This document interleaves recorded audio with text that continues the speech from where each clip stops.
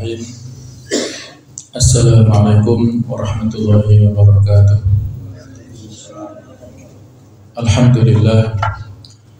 Alhamdulillahilladzi hadana li hadza wa ma kunna linahtadiya laula an hadanallah. Asyhadu an la ilaha illallah wahdahu la syarika lah wa asyhadu anna Muhammadan abduhu wa rasuluh la nabiyya ba'dah. Allahumma salli wa sallim ala sayyidina Muhammad wa ala alihi wa sahbihi ajma'in, amma ba'd. Hadirin hadirat rahimakumullah. Pada pertemuan sebelumnya telah kita bahas tentang beberapa keutamaan ataupun keistimewaan bulan Dzulqa'dah. Maka pada kesempatan ini kita akan membahas beberapa peristiwa yang pernah terjadi pada sirah nabawiyah kaitannya pada bulan Dzulqa'dah. Saya menyebutkan 4 di antara sekian banyak peristiwa, mudah-mudahan bisa kita ambil pelajaran. Yang pertama yaitu terjadi perang Bani Quraidah, pengusiran Bani Quraidah yang terjadi pada bulan Dzulqa'dah pada tahun ke-5 Hijriah. Jemaah sekalian, di Madinah pada saat itu ada 3 komunitas Yahudi yang besar tinggal di sana sejak sebelum kedatangan Nabi Muhammad SAW ke Madinah, yang masing-masing di antara kaum Yahudi ini melakukan pengkhianatan. Padahal sebelumnya pada perjanjian Madinah atau Piagam Madinah itu sudah dilakukan kesepakatan kerjasama dan saling menjaga kedamaian antara kaum muslimin yang di sana ada orang-orang Ansor, penduduk asli Madinah, ataupun kaum muhajirin yang datang dari Mekah bersama dengan orang-orang non-muslim, orang-orang kafir yang ada di Madinah, yang diantaranya adalah Ahlul Kitab, orang-orang Yahudi. Ada 3 suku besar, yaitu yang pertama Bani Qainuqa. Ini yang melakukan pengkhianatan pertama-tama. Bani Qainuqa mereka memiliki keahlian dalam bidang pembuatan senjata. Ketika kaum muslimin menang dalam peperangan Badar, Bani Qainuqa ini meremehkan keberadaan ataupun kemenangan kaum muslimin. Mereka mengatakan pantas karena yang terkalahkan adalah orang-orang Quraisy yang ada di Mekah, mereka belum punya pengalaman begini begitu. Coba kalau melawan kami, ya, itulah di antara bentuk kesombongan Bani Qainuqa. Mereka sering melakukan teror, intimidasi, dan pada puncaknya pada saat itu terjadi semacam pelecehan ya, kepada seorang muslimah.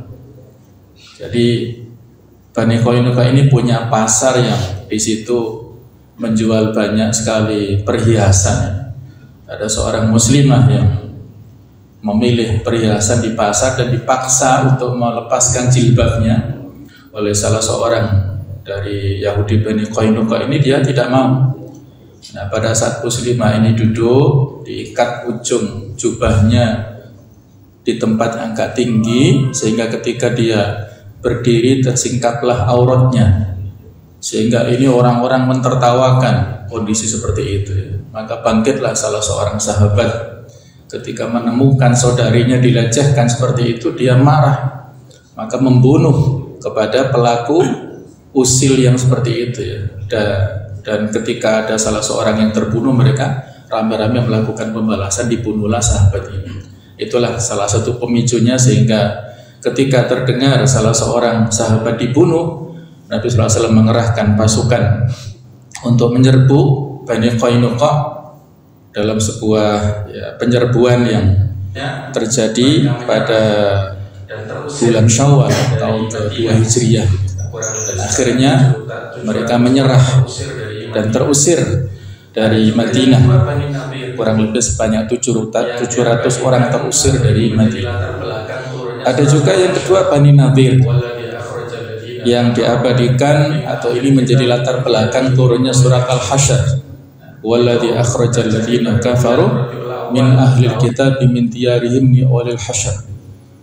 Itu terjadi pada bulan Rabiul Awal tahun ke-4 Hijriah.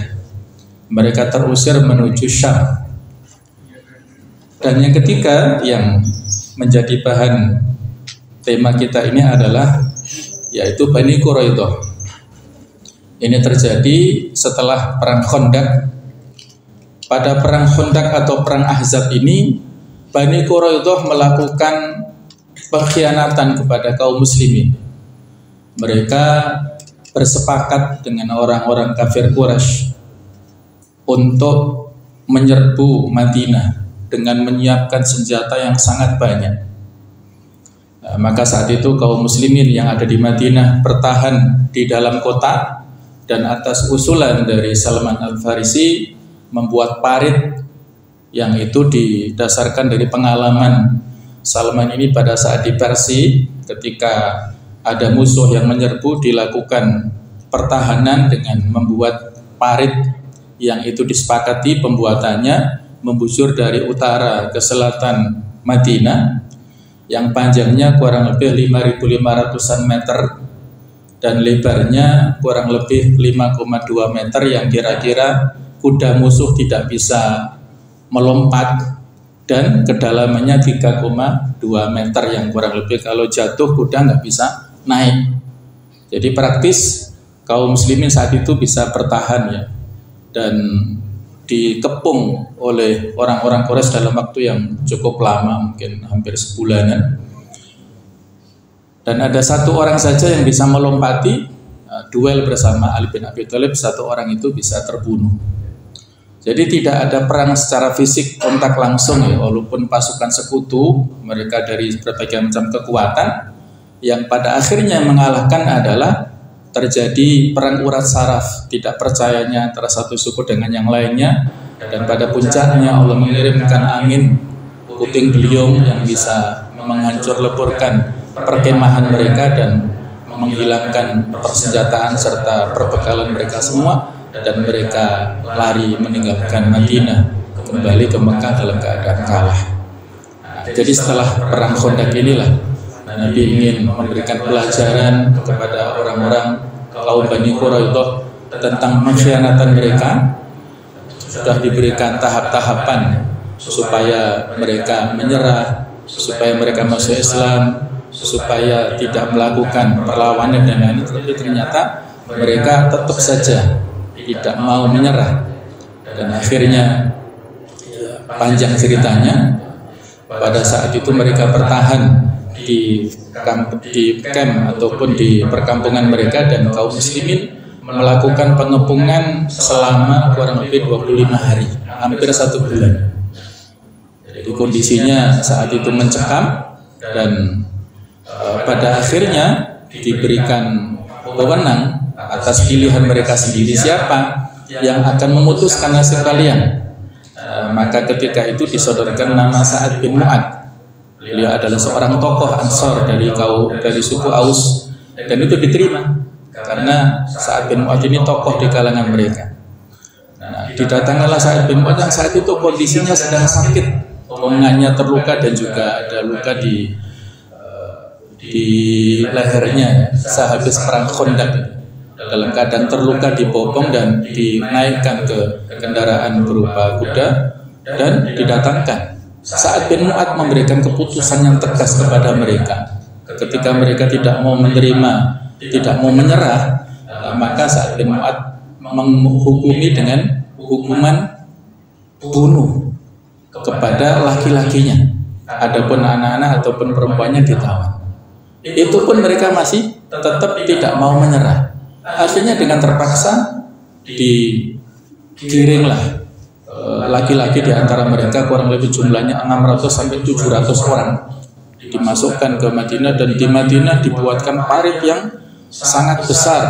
Satu persatu mereka dieksekusi, dipenggal lehernya dan dibunuh. Itulah ya sebuah keputusan yang memang diambil dan mereka sendiri yang memilihnya. Dan keputusan Sa'ad bin Mu'adz ini dibenarkan Rasulullah dan dibenarkan oleh langit, artinya di Arsy. Sehingga ketika beberapa saat berikutnya Sa'ad bin Mu'adz karena lukanya tidak sembuh dan akhirnya beliau meninggal, saat wafatnya, syahidnya Sa'ad bin Mu'adz itulah kata Rasulullah Arsy Ar-Rahman bergetar karena dalam rangka untuk memberikan penghormatan ataupun menyambut kedatangan arwah daripada Sa'ad bin Mu'adz ini, seorang yang tokoh yang luar biasa. Nah, kurang lebih seperti itulah cerita tentang perang Bani Quraidah.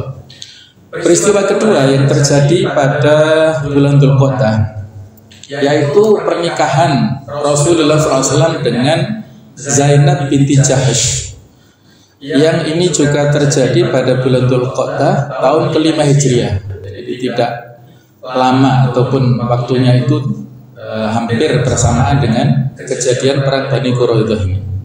Di mana jemaah sekalian, ini sebuah pernikahan yang juga menjadi fenomenal karena diabadikan langsung dalam Al-Qur'an. Di surat Al-Ahzab ayat ke-37 Allah berfirman, falamma qadha Zaidun minha watara zawwajnaka.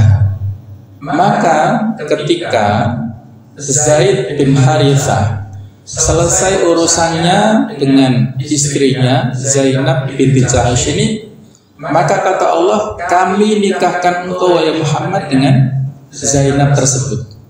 Kaila yakuna 'alal mu'minin harus, supaya kaum muslimin tidak keberatan fi azwaji atiyahib dalam menikahi mantan istri dari anak-anak angkat mereka. Jadi ini pernikahan yang fenomenal dan menjadi tasyrik, menghapus tradisi jahiliyah pada saat itu. Jadi tradisi adopsi yang dilakukan pada saat itu sudah banyak merebak, dan Zaid bin Harithah ini seorang budak terus diangkat anak oleh Rasulullah. Pada awal-awalnya Zaid ini dipanggil dengan Zaid bin Muhammad, tapi Allah memberikan teguran di surat Al-Ahzab, ud'uhum li abaihim huwa aqsatu indallah. Panggillah anak-anak itu dinasabkan kepada ayah kandungnya, tidak kepada ayah angkat. Jadi tidak boleh memanggil anak angkat dinasabkan atau dipin atau bintikan kepada orang tua angkat. Dia harus kepada ayah kandungnya. Itu tradisi adopsi yang marak pada zaman jahiliyah. Nah, istri daripada anak-anak yang diangkat tersebut itu sama posisinya dengan istri dari anak-anak mereka. Jadi mantu untuk anak angkat sama dengan mantu anak kandung, seperti itu. Sehingga ketika diceraikan juga sama statusnya, tidak boleh dinikahi oleh mantan orang tua angkatnya tersebut. Nah, inilah yang ingin dihapuskan oleh Islam, sehingga saat itu orang-orang munafik berusaha menyebarkan fitnah begitu ya. Tapi inilah keputusan Allah yang walaupun Nabi merasa berat, tapi ini sudah keputusan. Dan memang pernikahan Zainab binti Jahsy yang dari kalangan atas dinikahkan dengan Zaid bin Harithah ini juga atas perintah Allah. Saat itu kalangan mereka ada perbedaan, semacam perbedaan kelas ya. Ini juga menjadi pelajaran. Kalau kita mencarikan menantu ya untuk anak-anak kita, itu harus diperhatikan dalam hal sekufunya atau selevelnya. Zainab binti Jahsy dari kalangan yang sangat terhormat, sementara Zaid bin Harithah dari kalangan yang bawah. Ketika sama-sama menikah, masing-masing tidak bisa move on, tidak bisa adaptasi. Zaid bin Harithah merasa selalu insecure menghadapi istrinya yang dari kalangan atas. Zainab binti Jahsy juga demikian, tidak bisa beradaptasi dengan suaminya sebagai pemimpin rumah tangga. Akhirnya pernikahannya tidak harmonis, hanya bertahan mungkin 1 tahunan, dan pada akhirnya Allah memerintahkan untuk Zaid ini supaya menceraikan istrinya, dan ketika iddahnya selesai itulah baru dinikahi oleh Rasulullah. Nah, itulah sebuah pernikahan yang diabadikan dalam Al-Quran. Saat itu usia Zainab 35 tahun, usia Rasul kurang lebih 58 tahun. Dan jemaah sekalian, pernikahan Nabi ini tidak ada yang dilandasi oleh kepentingan pribadi. Beliau dalam proses pernikahan selalu dibimbing oleh wahyu. Dan itulah kalau kita lihat dalam strategi dakwah Rasulullah SAW, ingin mengikat para sahabat sebagai pilar-pilar. Karena pada saat zaman jahiliyah, ikatan yang paling kuat adalah ikatan kekeluargaan. Yang kedua adalah ikatan pernikahan. Nabi menikah dengan Aisyah, putri daripada Abu Bakar. Nabi juga menikah dengan Hafsah, putri daripada Umar, yang kita tahu Abu Bakar Umar ini pilar kekuatan umat Islam saat itu, baik di fase Mekah atau fase Madinah. Nabi menikahkan putrinya, baik itu Ruqayyah ataupun Ummu Kulsum, dengan Utsman bin Affan, menikahkan putrinya Fatimah dengan Ali. Jadi dengan pernikahan itulah terikat orang-orang penting di circle beliau ini. Dan beliau dalam rangka untuk menaklukkan suku tertentu dan memberikan perluasan dakwah juga demikian. Sebagaimana pernah kita kisahkan pada peristiwa bulan Sya'ban, beliau menikah dengan Juwairiyah. Beliau ini, Juwairiyah, adalah putri daripada tokoh pimpinan Bani Mustalik, yang dengan pernikahan itulah mereka akhirnya berbondong-bondong masuk Islam. Dan beliau juga menikah dengan Sofiyah binti Huyai, yang ini keturunan Bani Israel, yang dari Bani Quraidah juga ini. Itu dalam rangka untuk menaklukkan hati penduduknya, dan banyak mereka akhirnya masuk Islam. Itulah diantara latar belakang pernikahan beliau, yang semuanya adalah berdasarkan bimbingan wahyu dan juga memperluas dan memperkokoh barisan dakwah saat itu. Berikutnya yang ketiga, peristiwa yang terjadi pada bulan Dzulqa'dah adalah perjanjian Hudaybiyah, yang ini sudah kita singgung, bahwa saat itu Nabi sallallahu alaihi wasallam pada awalnya bermimpi, yang dalam mimpinya beliau seolah-olah datang ke Mekah dalam keadaan memakai baju ihram, kemudian masuk ke kota Mekah, tawaf di sekitar Ka'bah, dan juga bertahallul. Ada yang sebagian menggundul kepalanya, sebagian memendekkan. Akhirnya diceritakan mimpi itu kepada para sahabat, maka senanglah mereka. Ini isyarat Nabi ingin melaksanakan umroh. Banyak para sahabat saat itu, kurang lebih ada sekitar 1.400 orang, siap-siap yang mereka melakukan umroh. Jadi dimulai dari ba'da duhur mereka sudah berangkat dari Madinah, kemudian mereka mengambil mikotnya di Dzul Khulaifah atau Bir Ali ini. Itu terjadi pada tahun 6 Hijriah di bulan Dzulqa'dah, dan beliau mengajak seorang istrinya yang bernama Ummu Salamah. Nah, saat itu jemaah sekalian, perjalanan dilakukan dari Madinah menuju ke Mekah ini, tapi mereka tertahan di tempat yang namanya Hudaybiyah. Hudaybiyah inilah yang akhirnya menjadi tempat yang sangat bersejarah, karena disitulah kaum muslimin tertahan, tidak boleh masuk Mekah. Jadi saat itu kaum muslimin mengenakan pakaian ihram, dan juga karena memang tidak untuk perang, urusannya untuk umroh, mereka hanya membawa senjata pedang untuk keperluan pribadi saja. Tapi isunya yang terdengar di Mekah itu kaum muslimin mau menyerbu ke Mekah, sehingga mereka sudah panik. Itulah diantara sebab kenapa kaum muslimin tidak diperbolehkan masuk ke Mekah. Ada isu seperti itu, sehingga ada negosiasi yang cukup panjang. Nabi sallallahu alaihi wasallam mengirimkan salah seorang sahabat terbaik yang dihormati oleh orang-orang Mekah, dikirimkanlah Utsman bin Affan untuk negosiasi supaya Rasulullah diberikan izin untuk masuk Mekah untuk umroh, bukan untuk yang lainnya. Tapi tersiar kabar karena Utsman kembalinya agak lama, terdengar kabar orang-orang kafir Quraisy ini membunuh Utsman. Wah, lantas akhirnya para sahabat timbul emosinya, ya. Akhirnya Nabi SAW bersama para sahabat melakukan bai'atul ridwan. Mereka berbaiat, berjanji setia di bawah pohon, yang sehidup semati membela Rasulullah, membela Islam, yang membela kalimatullah, dan yang menunjukkan kesetiaannya kepada Islam. Tetapi tidak lama saat prosesi itu hampir selesai, Utsman ternyata datang dan akhirnya ikut bersama-sama berbaiat seperti itu. Nah, orang-orang Quraisy mengirimkan utusannya dikirimkan negosiator ulung yang bernama Suhail bin Amr. Ya, negosiasi dan akhirnya dibuatlah klausul perjanjian, ada 4 poin di situ. Yang saat sudah disepakati, Ali bin Abi Thalib disuruh Rasulullah untuk menulis perjanjian. Karena Nabi kita kan ummi, tidak bisa baca tulis, maka menyuruh Ali bin Abi Thalib untuk menuliskan. Yang pertama awalnya disuruh Rasulullah tuliskan Bismillahirrahmanirrahim. Kata Suhail bin Amr, kami tidak mengenal sifat Ar-Rahman Ar-Rahim. Tulis saja Bismika Allahumma. Maka ditulis oleh Ali bin Abi Thalib. Kemudian ditulis berikutnya, inilah perjanjian dari Muhammad Rasulullah. Kata Suhail bin Amr, stop. Kalau kami mengakui engkau adalah Rasulullah, maka kami tidak menghalangimu untuk melakukan umrah. Tulislah Muhammad bin Abdullah. Itu ditulis. Akhirnya dihapus kata Rasulullah ya, oleh Ali disuruh Rasulullah hapus, tapi Ali nggak mau, terus dihapus sendiri Rasulullah.